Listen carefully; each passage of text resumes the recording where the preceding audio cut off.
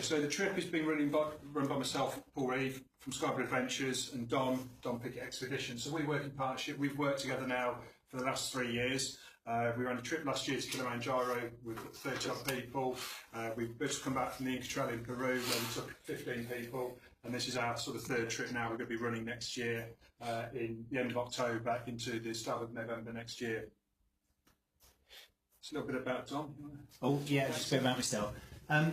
I suppose, just on an informal basis, I've been doing this, we've maybe been working together 3 years, but I've been in the mountains now for about 20 years, leading expeditions all over the world. So a bit from that, you name it, in the Alps, in Nepal, and the whole range really. Kili and Peru especially I've really focused on. But my love has always been up at Everest, and you can see on that I summited back in 2011 when my legs were a little bit younger and a little bit stronger. All right, so maybe those days have passed me, but I certainly love and enjoy going to base camp. So that's a bit about me.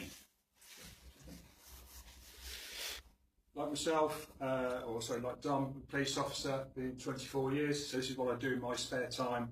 At the moment, I'm a summer mountain leader in the UK, and I'm just going through the international mountain leader process.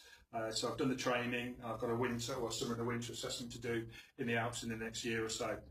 My trekking experience encompasses, like Dom, the Alps, Morocco, Peru, Tanzania, USA, New Zealand and Australia. Just a little bit about the actual region itself. So obviously Everest, as I'm sure you're all aware, actually lies in Nepal itself, which is sandwiched by the south in India, below India, and then above we have China and Tibet itself. So it's in the sort of far southeastern corner of Nepal. You may or may not be aware, obviously it's an 8,000 metre peak. There's 14 sort of 8,000 metre peaks in the world, and obviously it's a bit of a Himalayan chain. So where we will be going to Mount Everest, we've got sort of 4 or 5 of the 8,000 metre peaks, which is a challenge in itself. You may have seen in the past.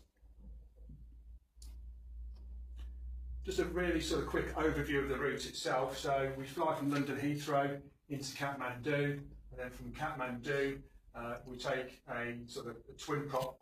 It really is, something that you really will keep for the rest of your life.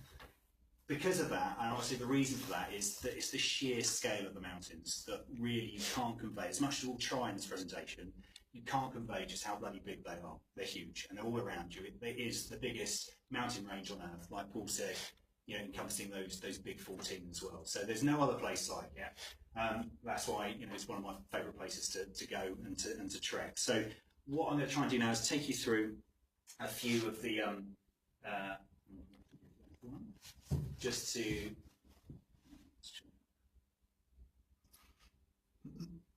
I'm not going to hit you too many with the names. They're quite long names, but essentially as we work our way through, I'll take you through some photos at the moment. So obviously we start in Kathmandu and we work our way up through with acclimatisation days in there, taking a nice steady pace. And the key to this whole trek is acclimatisation. We do it sensibly and we do it with acclimatisation days, which invariably means A, you're successful when you get to the top, but B, most importantly, you enjoy it. Okay, all right, that's the key to all of it. Let's get there and set out with our objective to get there, and B, let's enjoy it. So that's what the itinerary is based to do, to get us up to Gorakshep, up to Kalapatar, to get that money shot of Everest staring at us with the sun setting over it. Okay. So in terms of altitude, we've talked about it in terms of the ascent itself. I'm not going into too many numbers, but this graph sort of shows nicely the gradient that we'll be going up. Nothing too crazy. You've got the descent at the end, but what that tells me, and what it hopefully I can convey to you, is that means that it's gradual on the way up. So no day will be necessarily sort of harder in terms of gradient. Of course, there's less oxygen, so cardiovascularly on the old breath, it does become a little bit tougher, but we take the pace nice and steady. If you've ever done any trekking abroad, or even if you haven't, if you had on the mountains, just take it nice and steady and you compensate with the lack of oxygen with the pace that you're going. Okay, so nice and sensible again. Okay, so a typical day schedule, what are we doing? So we're waking up roughly when we're actually starting the trek, roughly about 6:30 in the morning, having some nice breakfast in the tea house, roughly about sort of 8 AM, and then looking to head off for about a 4 to 5 hour walk. And that's a typical day. Some days might be shorter, some days might be longer, depending on which section of the route we're going to be doing. And then when we get into camp, after halfway through the day, we'll have a a nice lunch prepared for us, all fully nutritious and enough to give us the energy for the following day's trek as well. So that's enough of the sort of PowerPoint slides. Now, there's a few pics that kind of take us through it. When we land in the famous city of Kathmandu. Crazy city, I mean, properly nuts, right? But it's cracking fun. You get there, there's loads going on, shops, bars, you can go out buying God knows what. It's all there in terms of clothing, anything you want. And it's a real vibrant, fun city. So we actually probably hang out there for 2 days just to get ourselves slightly acclimatised to the increasing altitude. But on top of that, maybe to pick up any extra bits of gear that we might need. Loads of sightseeing to do as well, such as things like going to the Monkey Temple, or just seeing some of the big sort of famous buildings that you know. You're all aware of the big earthquake that happened a little while back, way overplugged on India. There is damage, and certain areas can fall worse or badly affected, but no way near what perhaps the BBC or other media sort of outlets would have liked you to think it was this tragic disaster wiping out the country. You'll see a few cracks and everything on the buildings, but other than that, you probably won't even know. Okay. So there we are. Nice hotel to relax. A full briefing when we get there, when we get settled. It's always a bit disorientating when we turn up.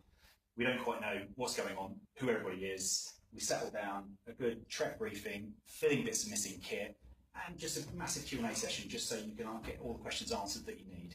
And we've got from now until next year, obviously, to fill those questions as well. The famous Lukla flight. I'm sure many of you might know of that. It's a twin otter plane. We have to fly from Kathmandu to Lukla. It's about an hour and 15 minutes.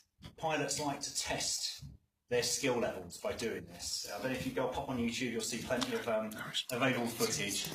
It's very safe, but it is quite sort of like hair-raising in that sense, because they really need to land in the mountains on a very short, narrow strip itself, as you can see.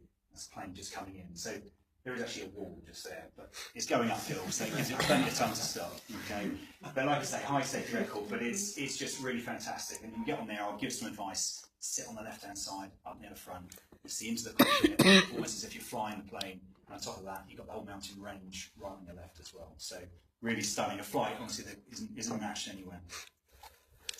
And off we go then. So down, descending into the Khumbu Valley. Crossing a massive high-wire bridges that you may have seen if you've seen the famous Everest movie.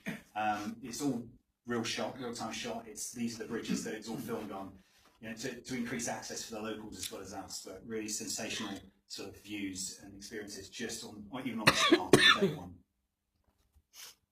We head up as we get into Namche Bazaar. It's actually the highest sort of altitude village in terms of population in the world. It's a fun little place. There's loads going on. We've got nice cafes, little coffee houses, nice little tea houses. Elevation is about 4,000 metres, and that's where we first take our acclimatisation day. So that's after day 2.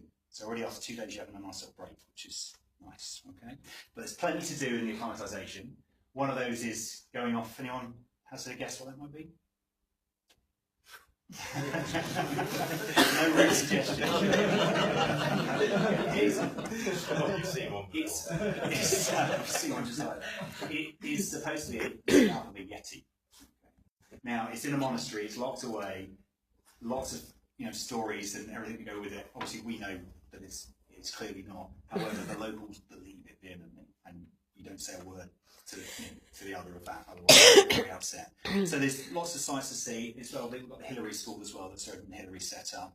We'll have a chance to go in and just have a look around and just see some of the real raw history that surrounds Everest. And off we go into the big mountain range. So once we're up past Namche, you can see the path snaking off to the right, and right in the distance you can see some of the real famous ones. On the far right we can see Amadablam, a real iconic mountain, almost like the Matterhorn of the Himalayas. And then right, just to the right of the rock, you see a little white tip, and that's actually the summit of Everest there.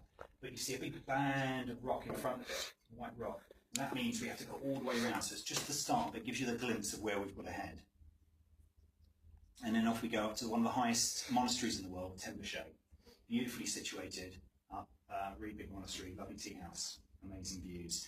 And we're looking roughly around sort of 4,300 metres, so already starting to gain that altitude and feeling it. So when we sleep, we feel it, when we walk, we feel it. our bodies are amazing things. There was a really good program on last night, and everyone saw about adaptation and altitude, but it really just depicted how the body really gets used to, you know, what it's got to do, really deal with the fact that there's slightly less oxygen, and it adapts really well.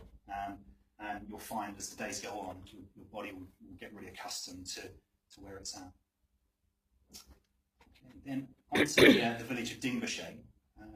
So already now we're hitting around the 4,500 sort of metre mark, and we tend to sort of bring those altitude gains slightly smaller. So remember I said nice steady incline each day, so 300-400 metres. And even if we're doing just that amount, this is where we're going to hang out and rest for another rest day itself, just so it gives us that extra, you know, chance for our body to catch up and actually work out where it is. Okay, perfectly natural, and we find that, you know, everybody tends to acclimatise really well with this method, and that's why we do it. It's quite simply because it works, and you get to sit and you go for little nice sort of wanders around, so you can take in the scenery as well without sort of pushing yourself too hard.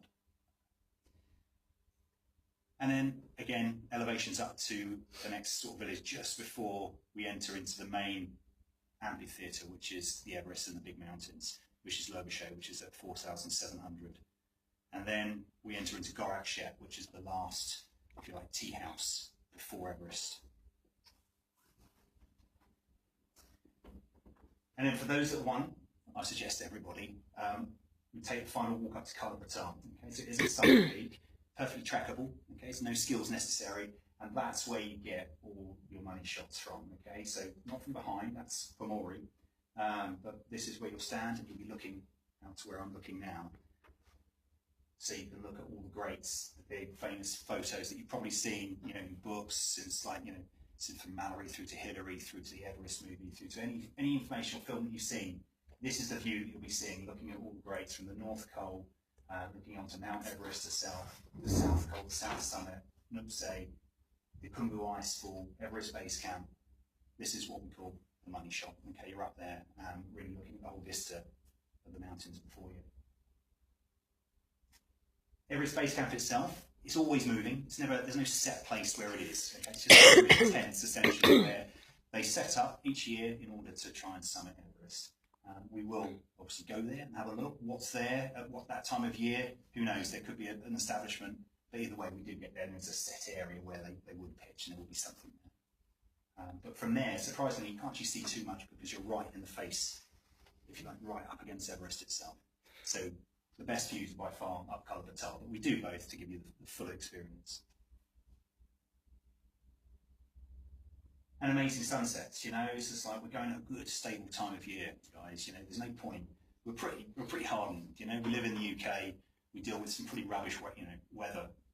We can go away to places like this and hopefully not see a day of rain. However, saying that, you know, I don't want to jinx it, but, you know, it's a stable time of year with high pressure. So I'm hoping blue skies, sunsets, that's the order of the day when we go in late November going into December, and that's why we're choosing it for that time of year. Okay, so some great scenery, great sort of monasteries around, some real cultural kind of you know, sort of passage into the country. The show people are amazing. It's not, the amount of tourism I suppose that goes through the Khumbu Valley and up Everest, you know, is substantial. It has been for years. It's a well, you know, trodden sort of troop for those that want to, you know, embark on a bit of adventure, but they're not tainted by that, like other regions of the world, and that really, you'll see that very quickly from some of the guys that we use and the people in the tea houses. They really want to please, and I think it's really endemic of the mountain culture that's really kept its roots. And some of the guys that we use, and I've got a picture of a yak talking about guys, but some of the actual guys, he's not a guy, he's a yak. Some of the guys we use, they are awesome. They are 5 times Everest summiteers, you know, these guys just will blow your mind, and they won't talk about it. You need to poke them to get the information out of them. They don't want to talk about it, not like me, bragging on about it within 2 seconds, telling you to climb Everest. These guys are really, yeah, take a seat guys, yeah, sorry. Yeah, amazing guys that you put the safety and put your hands in their lives, and you know, and rightly so, because they know the stuff and they know what they're doing. So yeah, going back to the yak, lovely beasts, well adapted to that area, but they'll be carrying the load.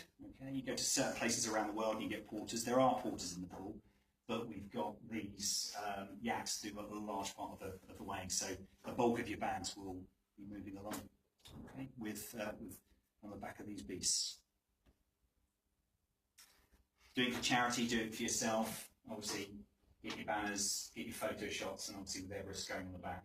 You never guarantee the weather, but you know that's a typical shot that you can get. That's even lower down, so you can get better shots higher up as well. And there we are, just up there, turning around, coming back down, and once you're back down, a well-deserved Everest beer. Once you're back down down in Lukla itself. So just a bit about tea houses then. So where are we staying? We're staying in tea houses. Now there's two types of accommodation. There are tents, we can have tea houses. Every time tea house, right? Trust me, for somebody who spent